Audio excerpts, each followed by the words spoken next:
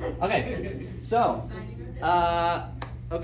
so let's go ahead and begin. So I just gave the class introduction, but we're going to be talking about the Founding Fathers' Constitution and the Gospel of Christ. I'm sharing this because it's very near and dear to my heart, and I hope that you'll feel that and take something away. You'll learn a little bit more about today's topic, liberty. Okay, let's go to the first quote. It's from Doctrine and Covenants. Let's see how this works. Okay, so this is from the Doctrine and Covenants, Doctrine and Covenants section 98. This will talk about what it means to be constitutional. We always have that term brought up, but what does the Lord think about what is constitutional, what is not? So let's go ahead and have someone read this quote on the board here. Any volunteers? I will read it. I think I saw his hand first, sorry. Sorry, Angie. Verily I say unto you, concerning the laws of the land, it is my will that my people should observe all to do all things whatsoever I have commanded. And that law of the land which is constitutional, supporting that principle of freedom and maintaining rights and privileges, belongs to all mankind, and is justifiable before me. And as pertaining to the law of man, whatsoever is more or less than this cometh of evil. And I give unto you a commandment, that ye shall forsake all evil, and cleave unto all good, that ye shall live by every word which proceedeth forth out of the mouth of God. Okay, thank you. There's a lot to unpack here, but maybe we can take this little by little. So what are your initial thoughts on what's being said here? What is constitutional in the Lord's eyes? Because this is the Lord's name. So, what is constitutional? Supports the rights of people and the privileges of people. Good, yeah. So it says here, see, that which is constitutional supports that principle of freedom in maintaining rights and privileges, and it belongs to all mankind. Okay? Now, what stuck out to me was whatever's more or less than this cometh of evil. Okay, so what does that mean? When you have too much or too little law, when you're trying to build fences around things, when you're trying to make either too much or just not enough, it's not going to end well. Okay. My mind thinks of the little balanced scale of the anarchy, tyranny, and then right in the middle is where the Constitution is supposed to sit, and more or less of anything throws the scale off balance, and therefore isn't right. Good, good. I heard a good analogy once because that same phrase is repeated a lot in the scriptures. Whatever's more or less than this is not of me. And I like to think about it like a box, where if we have our box, we have everything that God gave us that He wants us to have. Now, it's not necessarily bad to put more stuff inside the box, to add more depth, to add more in this aspect, add more laws protecting the Constitution and that stuff. But we can't be adding stuff to the outside. We make the box a little bit more dense, a little more structurally sound, but we can't be adding stuff around it or taking stuff away from the shape of the box. I think that's a really important part of that. He's not saying that that's the only scripture we need if we put another scripture after that, we're not doing it right, but we can't deviate from why he gave us that. Okay. Good. Taking it back kind of to the beginning, I find the order interesting because something that you learn as you study the scriptures is that the order matters. So he starts by saying, "It is my will first that the people should obey my commandments." And so after following my commandments, then you follow the law of the land, which is constitutional, the constitutional laws of the land. So I just find that order interesting and very deliberate. And he is saying that the laws of the land are, you notice what he's specifying. It's not whatever man says. It's really important to understand that the laws of the land, that which is constitutional, these things proceed from the mouth of God. It is my will that my people should observe to do all the things whatsoever I command them, and these are concerning the laws of the land. That's an idea that I hope to explore a little bit more here with the Founding Fathers and everything else. But as we were saying, you know, what is that balance or that box from which we justly frame our laws? And what is, I guess what I'm trying to drive at is, you know, in the law of the land, which is constitutional, little c constitutional, supporting that principle of freedom and maintaining rights and privileges belongs to all mankind. So that standard, that box, and that balance, whatever we define to be within justifiable rules of law, has to proceed, or at least be derived from, the commandments of God. And that's not saying that people don't have to be Christian, right? I'm not saying people have to be Christian to obey the laws of the land. But what we're going to explore is the idea of natural law and how that's discoverable. And those are the things on which just law is based. And that's why I think I want to talk about liberty most importantly for the first week, because it gets our foundation set to understand the rest of the Constitution, to understand the mindset of our founding fathers, because they regarded liberty so precious and that they literally thought these things were in nature and that Christ, some of them believe that, you know, these things proceeded from Christ. Yes, go ahead. So are we saying that the main focus here is that the Constitution is guaranteeing rights and privileges, and that God says, it's my will that you obey my commandments, and the Constitution will guarantee your rights and privileges? Yes, so long as they do that which is constitutional. Now, he doesn't say big C Constitution, right? He's giving us an overall definition of the word Constitution, and the concept of constitutional is that which protects that gift that Christ purchased on the cross, that our liberty as brothers one to another. And that thing is most important. And we'll learn why, and I'll show you through history and other founding fathers, you know, that's what they thought, at least. Go ahead. You mentioned a term, little c, constitution. Mm-hmm. And that just kind of, a light bulb went off in my head. But so often when I think of constitutional, I'm thinking of things that are aligned with the principles of our Constitution. Mm-hmm. Big C, constitutional. Right. But this other idea, that something is little c, constitutional, suddenly that means something else to me, and I'm like, oh, something that is organized in a certain way by the people, for the people, them making their own laws, writing it down, and governing themselves. Mm-hmm. And we can see that when later in the class we'll learn why the Constitution, big C Constitution, was built on those little c Constitution ideas and the just principles of society. And we'll learn, hopefully, to identify what is not so constitutional, speaking in the eternal sense or the lawful sense of it. So any more thoughts or questions on this before we move on to a general discussion of liberty and principles of freedom? Okay. Yeah, so let us understand what it means to support the principle of freedom and maintaining rights and privileges. Okay, let's go on. So let's just start off talking about liberty or freedom. You know, I chose the word liberty. I know there's a couple different thoughts on what liberty can mean, but what does it mean to you guys? You know, you don't have to read that definition right now, but just hearing the term liberty, what does that mean to you? Freedom. Okay. Freedom of choice. Okay. The ability to do anything you want, mostly. Okay. I get a commercial jingle stuck in my head. What is it? I'm not going to say it. It's really stuck in my head. Oh, I know. Yeah. Oh, okay, yeah, don't. It's gonna get stuck in my head too. I think how liberty is not the same as agency. Okay. It's not necessarily freedom to choose anything, but is within bounds. Okay. Yeah, we can see that. Yeah. Equality that applies to everybody, not just some people. I'm sorry. Equality or freedom, whatever it is, that applies to everybody and all people. Okay, good. We'll see that idea here.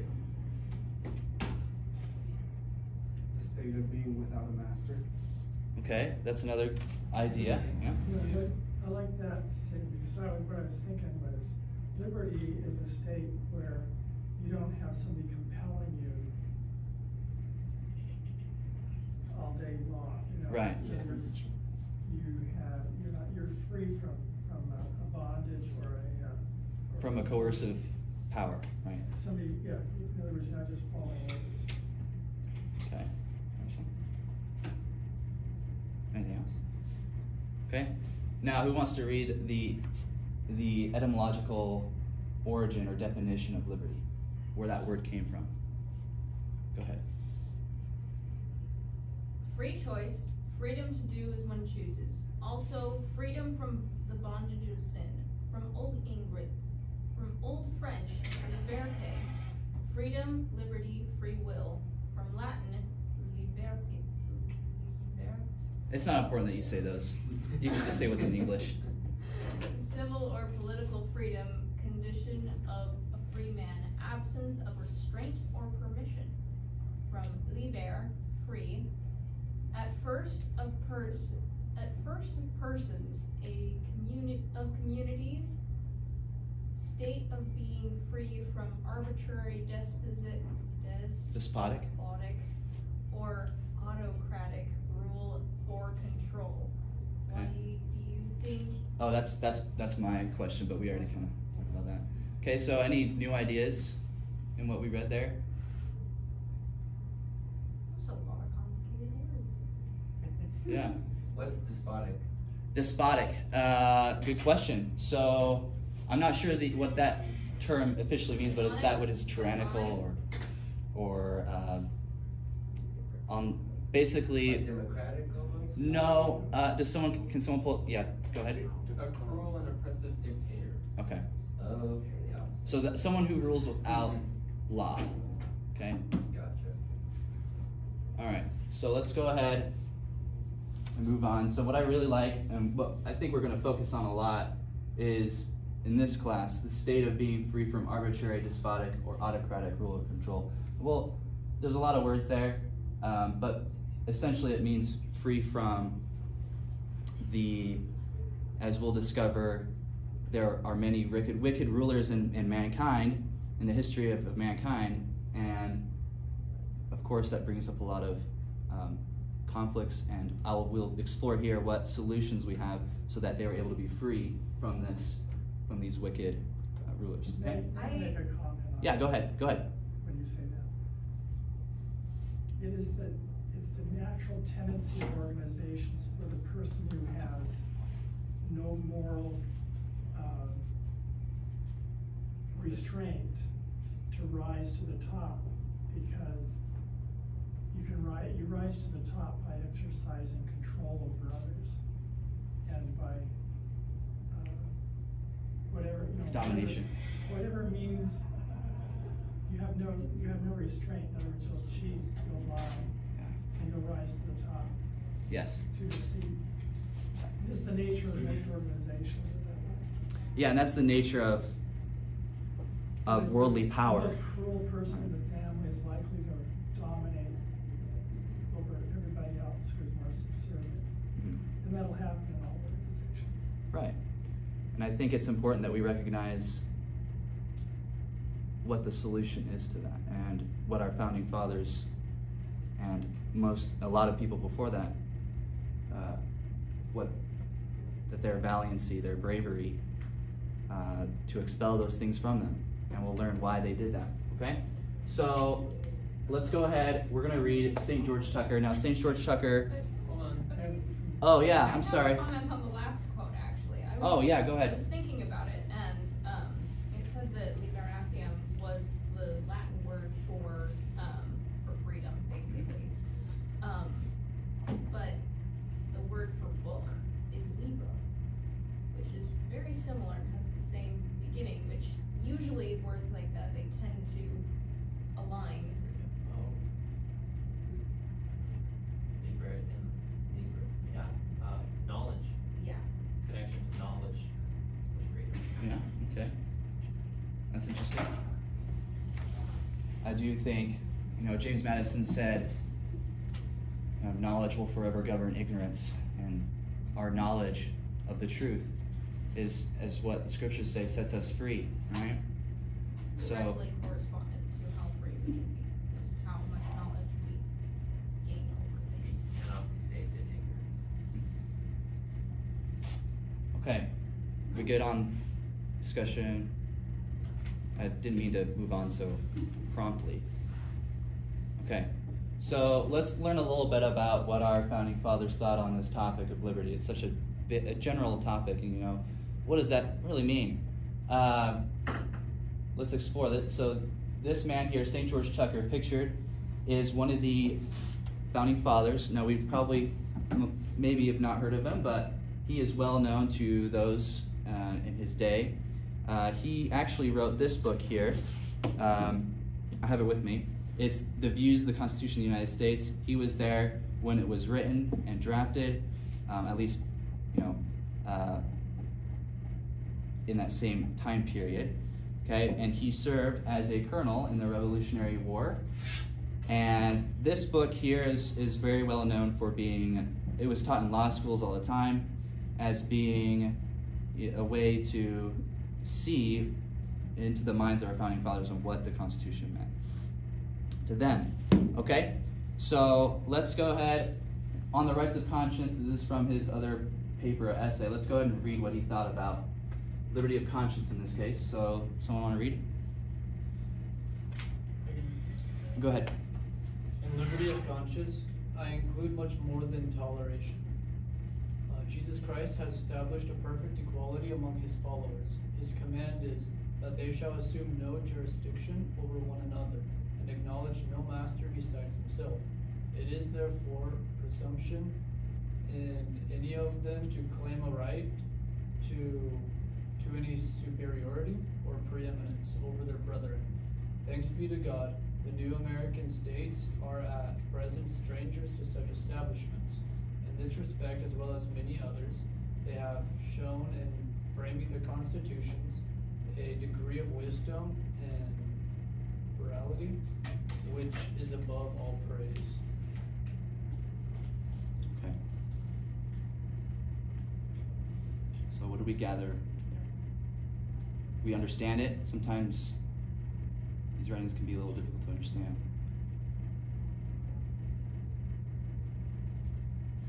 Okay? Let's just go through it word by word, okay? So in liberty of conscience. Now, what is conscience? What do you think, Dan? You've heard that scripture, the phrase in the scripture. Okay? Something inside you that tells you what's right and wrong. Mm-hmm. It is the internal, will or power to act. Okay, and it allows you to determine what is good and what is wrong or evil. So liberty of conscience, freedom of choice. Okay? He includes much more than toleration. In other words, it's much more than just, will allow you to establish your own religion or belief over here, or set of rules or laws. We tolerate that, but if we determine that if they're incorrect according to our views, you have to stop. Okay? Toleration. Jesus Christ, has established a perfect equality among his followers. Here we'll learn what it means to be equal to one another. Okay? His command is, so Jesus' command is that they shall assume no jurisdiction. What does jurisdiction mean? Laws. Yeah, it's who can pronounce the law. Okay? So I can't come to you. What was your name? Tim. So in a perfect, let's assume, we're all just here, right? If I come to you and say, one more time. Tim, I don't like that jacket you're wearing.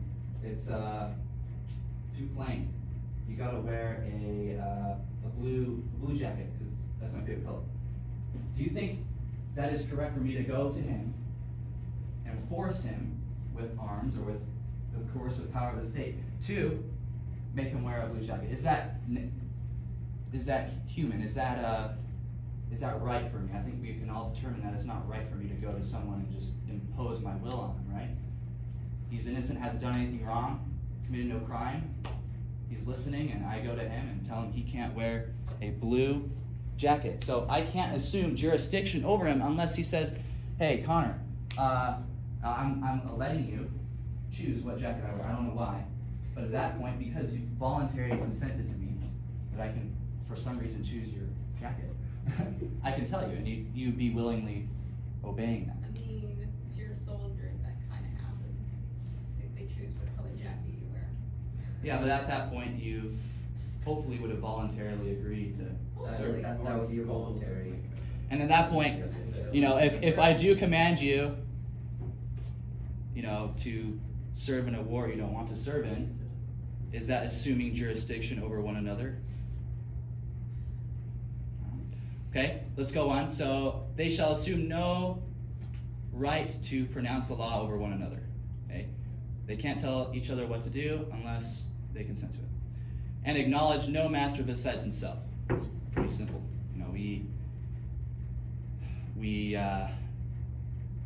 We're told that we have the power within us and to act for ourselves and not to be acted upon. Right? God wants us to be free from the bondage of others and from sin. And he wants us to faithfully and willfully pursue Christ and goodness. And how can that be done if someone is compelling us to do that all the time? It is therefore presumption. Okay. Presumptuous, what does that mean? Something that which is, can we have the dictionary?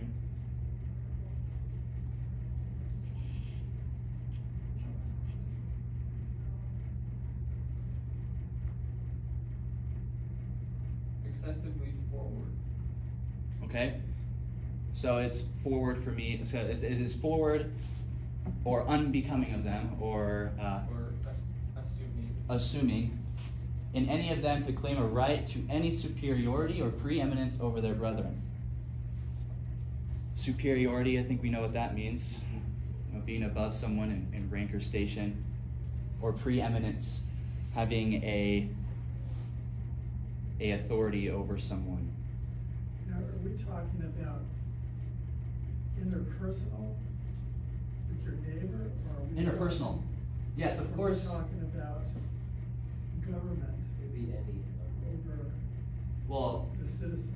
regardless of interpersonal or in government, if I, a neighbor, cannot have any preeminence over you, how could my vote to someone else who is equal to me have any more preeminence over you than I can? Because a government is just individuals gathered together. It is an association. Now, in this quote, is he talking about the relationship of the states or the He's talking generally of the rights of mankind. well, what's he saying? What's he saying in the very beginning? He's saying that. In liberty of conscience. Is he addressing what was going on in America? Or what's he addressing? No, he is addressing. So when we read the scriptures, right, and it talks about conscience. Okay, maybe I didn't bring the book. Or is he just talking about Christians? No, he's talking in general. Everyone has a conscience, Sure. right? Yeah, go ahead. At the beginning of the quote, it says, Jesus Christ has established a perfect equality among his followers. I think St. George Tucker is addressing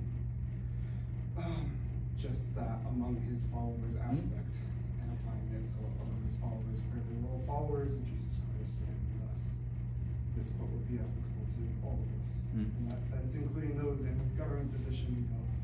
We're all brought down to the same level eventually, being followers of Jesus Christ. So I think that's what he's kind of addressing here, like the whole lot, not just specific individuals, but everybody, including those in governmental positions. Still kind of No, okay. So that's what he's talking about. Right. He's talking about the community. Yeah, he's talking about, and he invites everyone to follow him, right? Obviously, there's going to be those who choose not to follow the principles of Christ. There are, of course, people who, assume preeminence over their brethren or superiority. But I hope we can understand when we look at things through a charitable lens, our love for other people, right? I don't wish to rule over anyone. Okay, I only wish to defend myself and my people who I love from people who would assume preeminence or jurisdiction. If I go to, it is no less than if I were a thief, right? If I say, give me your phone, or else I'm going to shank you, that is, of course, assuming jurisdiction. I'm assuming myself a right to declare a law or a rule to you. Okay? So, and if you said that to a thief, you'd be very, very, very confused.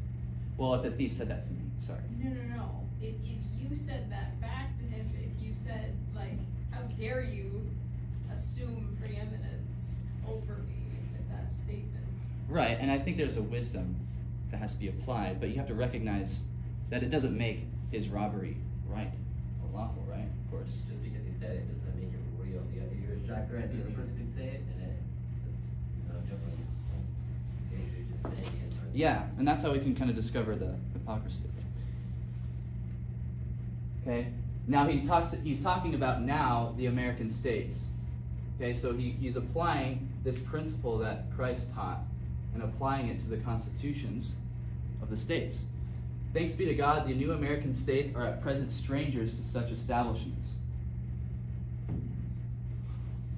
In this respect, as well as many others, they have shown in framing their constitutions a degree of wisdom and liberality which is above all praise. Now, can we not say that this wisdom and liberality is framed in the same idea that, at the beginning of the first quote, that which is constitutional supports the rights and privileges and freedoms of mankind, or that which is constitutional maintains that. And it maintains this principle that man should have no jurisdiction, assume no jurisdiction. Okay, not that they shouldn't have jurisdiction, but they assume no jurisdiction over one another. Just assume that they have authority. Right. It'd be the same thing as me coming in here and telling you what you can or cannot do. Well, what are some examples that these American states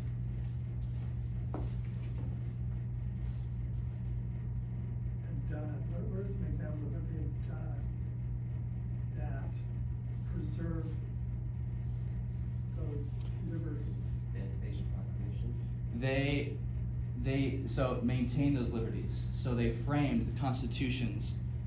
So, for example, what's he referring to when he's saying that the states had maintained those principles? Is he referring to the Confederacy of the states, the Confederacy prior to the establishment of the Constitution? No, this is after. So he's referring to the Constitution. No, he's talking about the several constitutions and the Constitution of They the have general. continued the pattern and put in place good governments on their individual state levels. Right, because they establish principles and checks. They Okay, so restrain the power of those. So we're saying that the example is that the states retained their sovereignty provisionally and had a relatively weak central government. Well, I mean, So the states perceive themselves as being equal among themselves. well, you'll learn that even after the formation of the Constitution, the states still assumed their own sovereignty. The Constitution didn't obliterate any of that, and there is not a word in all the documents of the Founding Fathers that said that they were going to create a general government which assumed sovereignty over the states. So,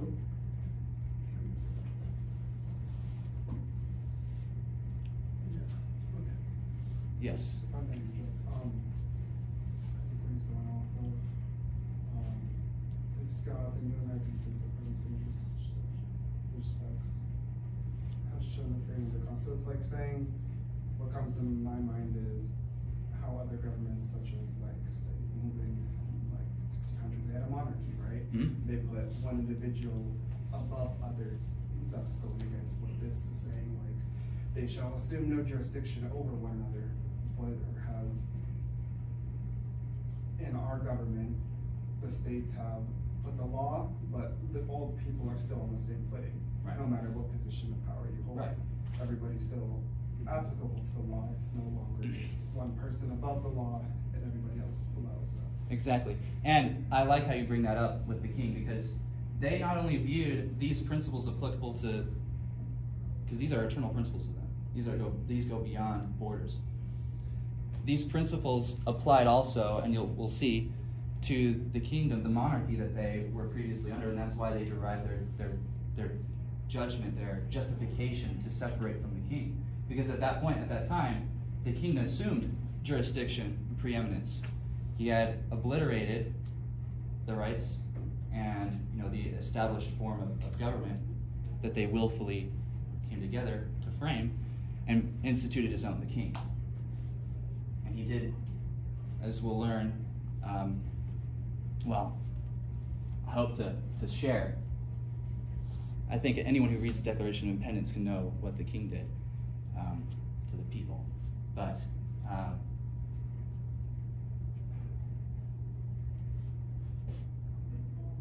this principle that no one should assume jurisdiction over one another is applicable to any circumstance. Okay. Any more comments? All I'm thinking about how it was in the beginning, where you have George Washington, who was selected,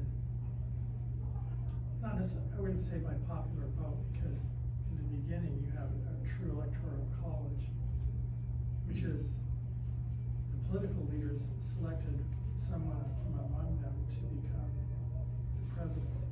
In other words, and then he was only temporary. It's not like a permanent, I'm the ruler. Right. And then when he left office, he went back to Mount Vernon. So in the beginning, I can see that people didn't rise up. There was no political class, Right. per se. No, and I actually learned that the Founding Fathers didn't want there to be a professional political class at all, like the one we have today. Because at that point, there's temptation to view yourself, superior Yeah. to other people. Or having special privileges. Right. And we'll learn that the role of president is nothing like we understand it today. That the role of president, according to the Founding Fathers, was one who just simply put into place, or who followed the will of the states. And now we have today, the president is instituting his own will, and these things called executive orders, which really, St. George Tucker had some comments on that, but hopefully we'll get to that later on. Anything else? Okay, no preeminence. Love your other people like you love yourself, okay? Don't boss anyone around unless, one, you're defending yourself, or two, they consent to it. Okay, let's go on. Thomas Jefferson, now we all know who Thomas Jefferson is, I hope. He wrote the Declaration of Independence. He talked a little bit about rightful and, I guess, wrongful liberty, but he talks here what a rightful liberty is. Let's go ahead and read this. Someone want to read it? I'll read it. Go ahead. Liberty, then I would say that in the whole plenitude of its extent, its unobstructed action according to our will, but rightful liberty is unobstructed action according to our will, within the limits drawn around us by the equal rights of others. I do not add within the limits of the law, because law is often but the tyrant's will, and always so when it violates the right of an individual.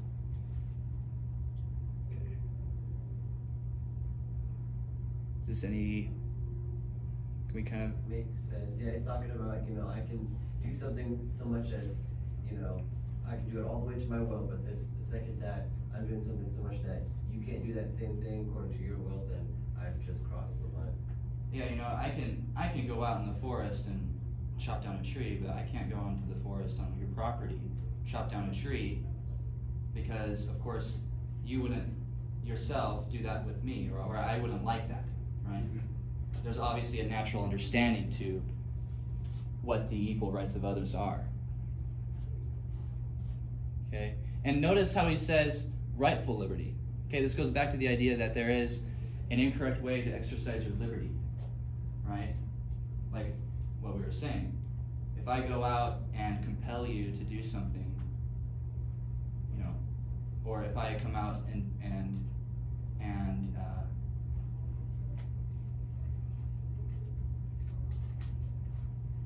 forcefully take something from you, or I'm trying to figure out how to understand this stuff. So, Well, how about this? yeah, go ahead. In the Book of Mormon, there was an Antichrist person who was advocating that man fared according to his strength and ability. Okay.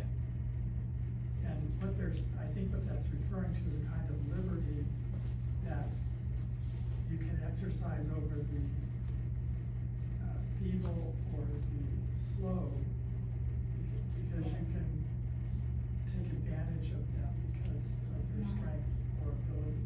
Mm. And so you're taking a liberty, and I think sometimes we can use that word, taking liberty, to mean that you're breaking the rules or imposing your will on others when you take liberties.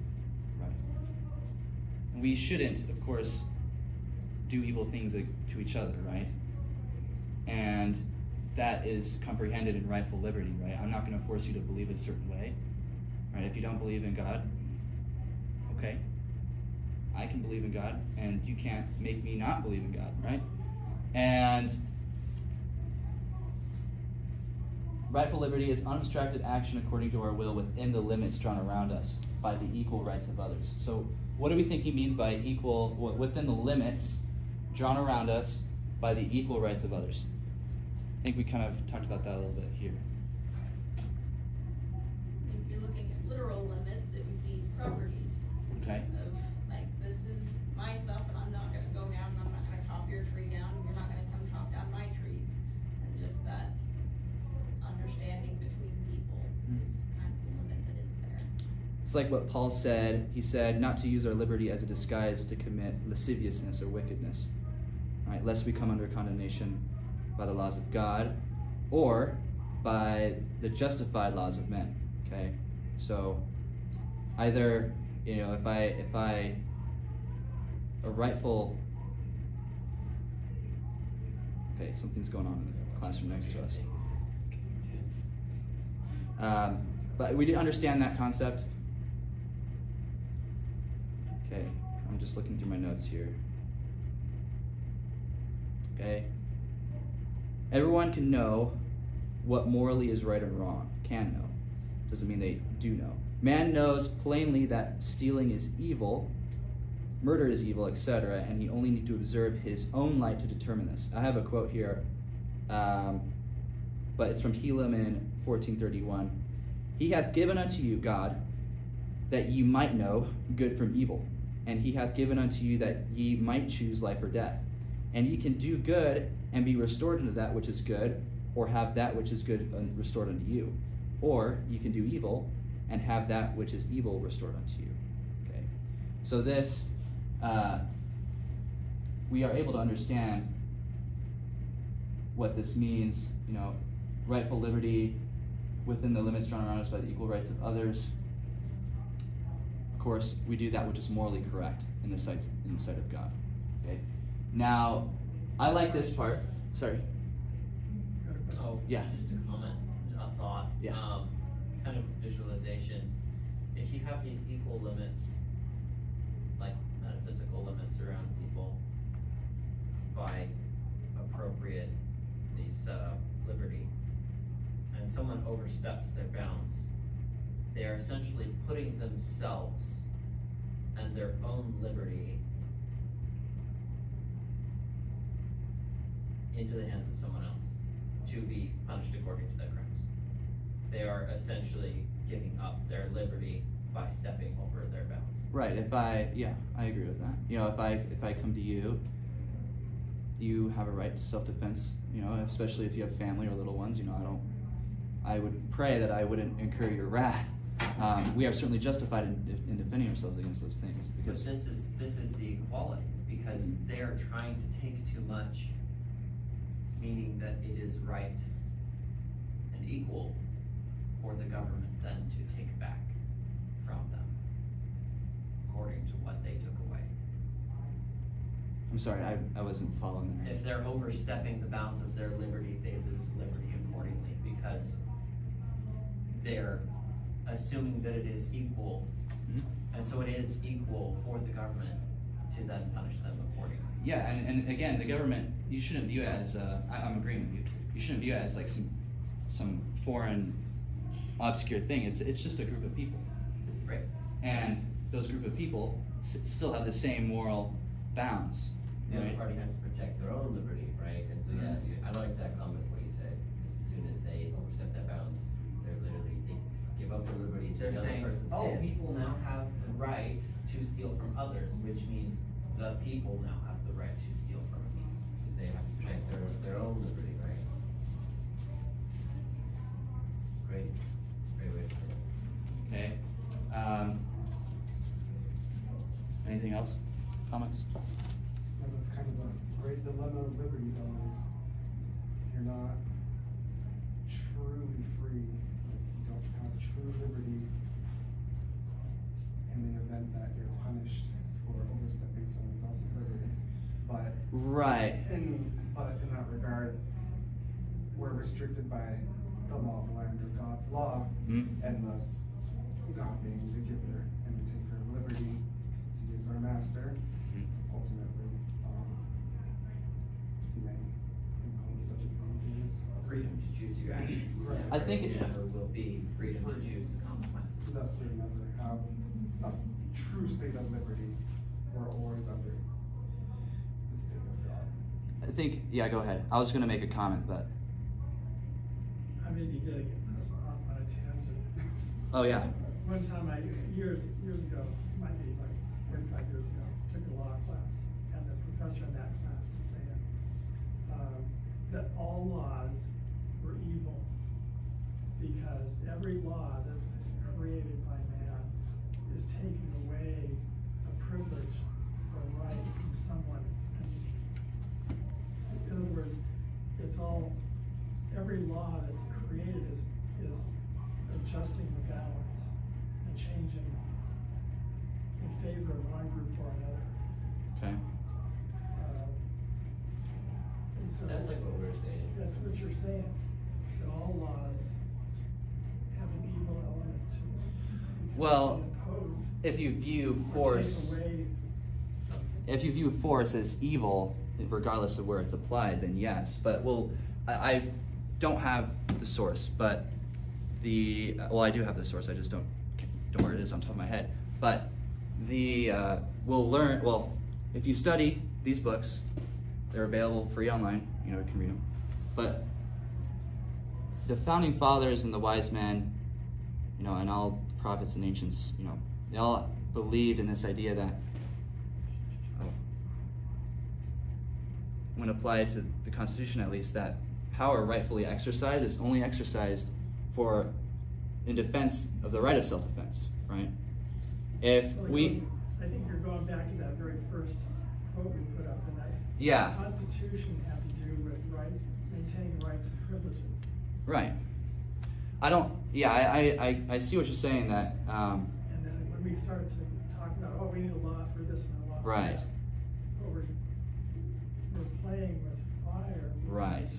We're likely to be taking away rights and privileges right.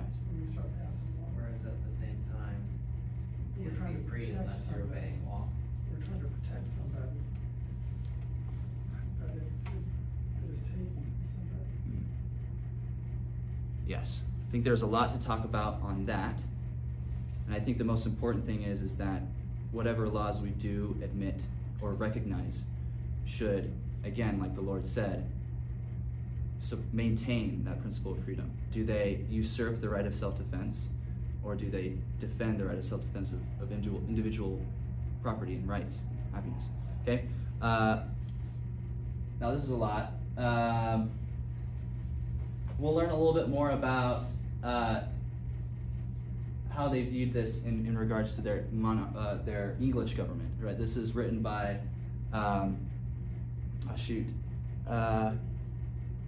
did I write it? Yeah, John Dickinson. Okay. He was known as the penman of revolution.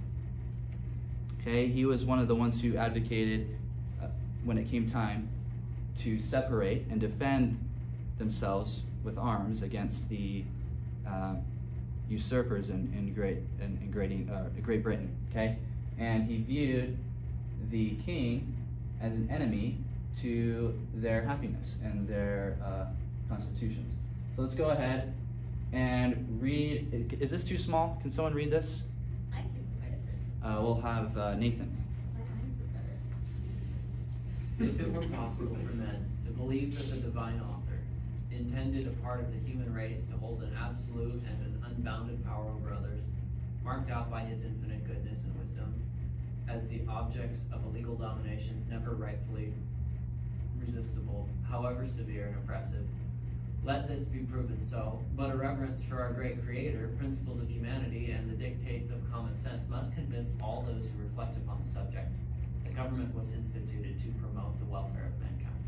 The legislature of Great Britain, however, stimulated by an inordinate passion for a power not only unjustifiable, but which they know to be peculiarly reprobated by the very constitution of that kingdom, where regard should be had to truth, law, or right, have at length, deserting those, attempted to effect their cruel and impolitic purpose of enslaving these colonies by violence, and have thereby rendered it necessary for us to close with their last appeal from reason to arms. We are reduced to the alternative of choosing an unconditional submission to the tyranny of irritated ministers or resistance by force. The latter is our choice. We fight not for glory or for conquest. We will, in defense of every hazard, defiance of every hazard, with unabating firmness and perseverance, employ for the preservation of our liberties, being with one mind resolved to die free men rather than to live slaves. When I read this, basically sounded like Captain Moroni, Alma 60. I don't know if you've read that chapter. But we fight not for glory or for conquest. These guys didn't want to fight Great Britain because they wanted to establish their own new kingdom like Great Britain. Okay. They did it because they felt like they had to. Because their laws, their liberties were being stepped upon and completely ignored. Right, they felt obligated to do so by their God as well. Right? But a reverence for our great Creator, principles of humanity, and the dictates of common sense must convince all those who reflect upon this subject that government was instituted to promote the welfare of mankind. But the legislature of Great Britain was not doing this. Okay? They were assuming a jurisdiction over that which they had not given them a right to dictate. They were imposing arbitrary or at random, at will, laws and rules that had no basis or any ground in any constitution or any consent that they had given the king. No taxation without representation. Yep. It sounds as well like it was against Great Britain's own laws. Right, and they had their own constitutions. And notice how this idea of a constitution is just, it's beyond the piece of paper. Right? It's not Article 1, Section 2, Clause 3. It's not Article 3, right? It's, these are the, what is it? Truth, law, or right, right? It is common sense or reason. Principles of humanity. Principles of humanity. Principles of freedom and maintaining the rights and privileges of mankind. An agreement between people on how to be free, or you might say, covenant. Yes. They viewed themselves, these founding fathers, the ones who are right, viewed themselves as equal to one another, right? And they loved one another, I would think, if they were willing to lay down their lives in in defense of that which was good and what they thought conducive to their own happiness. And you can see that it was not a desire to be bloody or to be violent. It was this fight that they fought with power was because they loved one another. Right? I'm just thinking about what it was like in the 1600s, 1700s. I guess what had happened in America was that you had some Protestant groups coming to America, and they adopted Christian, in their communities, they adopted Christian principles. And then, I guess, began to enjoy a liberty and freedom in their community. And then from afar, you have the King of England deciding that he's going to exercise some control over that group through taxation. Arbitrarily, right? And, well, I guess we could say arbitrary without their representation, because they were just a colony of the greater state. And so I guess that's where all this conflict is coming from. Because see, if they were residents of Great Britain in London, they would have just been subject to those rules and accepted them because that's the way of life. But in America, they had tasted that liberty and freedom and weren't willing to give it up. Right. Yeah. It's interesting that you use that word taste, because they came out of Great Britain seeking, some of them seeking religious freedom, right? And once they tasted of that fruit, they pursued it. And Tastes good. yeah. Well, wouldn't you say that, I mean, the colonies had a big history with the monarch. Up until very late during the Revolution, did they even consider taking up arms against him? They tried their best to seek peaceable resolution, but because the king wouldn't, they had to take the alternative. And so you can see how seriously these men considered their liberty. I guess I should say, though, that isn't the first time there was a popular rebellion against the King of England, because Magna Carta and some other, I think there were some other things that had happened historically, where the people had carved out rights for themselves. Yeah. And said that they had certain rights in spite of the king. Yeah, despite what the king would say himself. And you'll learn that they viewed the king no less than a rightful father, right? Or someone who they didn't view the king as, well, depends on your perspective, but when you consider the origin of what a king was in the first place, he was simply just a father over his family, and he gained his authority by loving and treating his children well. And when you would have a king who would not do this, well then, are you really one who should be considered a father? That name has a very sacred meaning attached to it, right? And if you're not following your obligation as a king to serve and protect and love your people, then that isn't right. And you can apply this to any ruler, right? Okay? Something that Christ taught that we'll explore later is if you wish to be master over one another, you must first be their servant. Okay? And now we didn't get to the end of the slides, but I hope we're kind of learning what it is, what liberty is, and how it relates to governments, and particularly against those who seek to destroy it, right? And hopefully next week we'll get to the point where in the scriptures we can see the same theme, you know, of men, brave men and women who had the courage to resist evil, not only within themselves but outside themselves. And we'll learn that the source of where they gathered their courage was directly from Christ.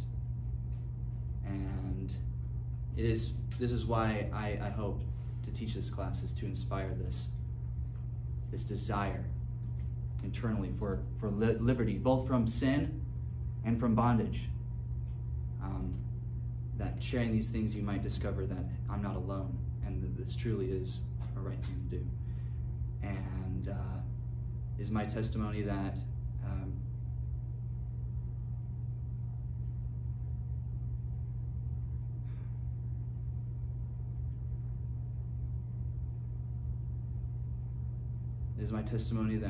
God reigns on high, and that he commands us that we should love and serve one another. And I say these things in the name of the Son, Jesus Christ. Amen.